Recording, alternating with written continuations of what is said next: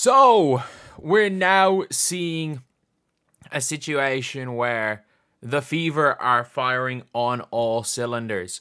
Like, I don't know what has happened in the last week. Just the way that this team is just interacts with each other in general.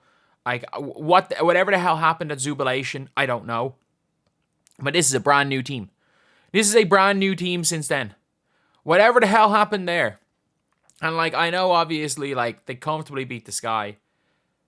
Well, not comfortably beat the Sky. They beat the Sky, but, like, in a game where it was probably more comfortable than the scoreline would suggest. They beat the Mystics again. Close on the scoreboard. Probably more comfortable than the scoreline suggests. A game where they led from bell to bell against the Mystics. And you're seeing a lot of stuff like, if you saw when Caitlin Clark got tied up with Dane Evans, straight away, Christy Wallace in to help her. Straight away, Christy Wallace came in to help her to try stop, to just try get in the way. When Caitlin Clark got hit by Angel Reese, like, first of all, like, it's not on them to go at Angel Reese. There's like 4 players sprinted towards her to help her up. Like, we're seeing the team actually gel. In the press conference, Caitlin Clark, people were talking about the turnovers, and Leah Boston butted in and answered the question for Caitlin Clark, and is like, basically, the turnovers don't matter. We're still learning.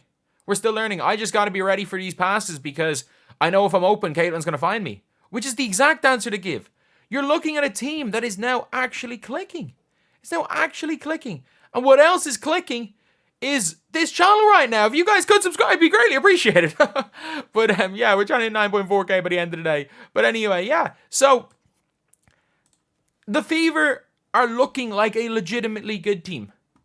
They're looking like a genuinely good team right now. And it's looking like it's a team that actually is on the same page. They looked like a bunch of people that had never played basketball together.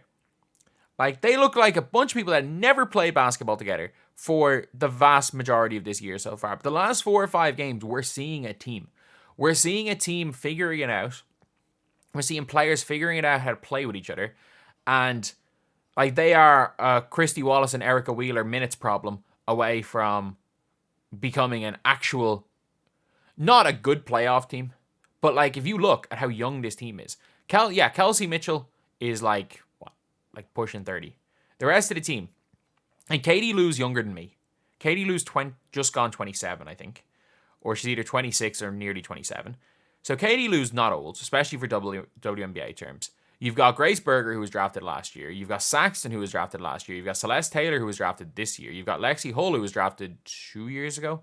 You've got Nalissa Smith, who was drafted 2 years ago. You've got Aaliyah Boston, who was drafted last year, and Caitlin Clark drafted this year. This is an incredibly young basketball team. And the difference is that these are a really young team, and they're actually figuring it out. Where some of the other young teams in the league, especially like, again, Chicago Sky are quite a young team. They're not even that young a team, to be fair. Like, there's no team as young as this Indiana Fever team, and they're now rolling. And that's the thing when it comes to these young teams, is they blow hot and cold. They really blow hot and cold. But they're gonna get killed sometime in the next couple of weeks. Like, I think after they play the Sky, they have a pretty tough run of games. Like, they're going to get killed at some stage. But they're gonna lose at least one game by 30 points before the Olympics. But the big thing is now, they actually look like they're a team, and they look like they're going to bounce back. They had a horrible start to the year before this 3-game win streak, and then that Connecticut Sun game. The fact that they had the Liberty game, and then I think, who did they play after the Liberty? They won a game after the Liberty, I think. They beat the Mystics. Was it the Mystics? Yeah, I think they beat the Mystics after they beat the Liberty, when Caitlin Clark just had 30. That was not a good team performance. That was just an individual masterclass from Caitlin Clark. And then, right after that, they went and lost. They lost again straight away. They lost to Connecticut in an embarrassing fashion. It was embarrassing. So they had a big win against Chicago, then an embarrassing loss to Liberty, a big win against Washington, an embarrassing loss to Connecticut. And I was like, okay, they've had 2 embarrassing losses in 3 games. I'm like, this is looking bad. The team did not look on point. It just looked awful. And since then, like, look, the Atlanta Dream game, the team looked pretty good. When it was give the ball to Boston and let Boston do everything, the team actually looked pretty good. Caitlin Clark didn't have a good game because she was shooting frustration threes. She's almost stopped that. I think she shot one frustration three yesterday. So the players are figuring out how to play with each other. And you're seeing it from all the events that the team is going to. All the stuff the team are being brought to. Like, they seem to be having fun. They seem to be having fun. They seem to be a team that's getting on well with each other. And look, I don't think there's any hatred amongst this team. To an extent, there is, and I don't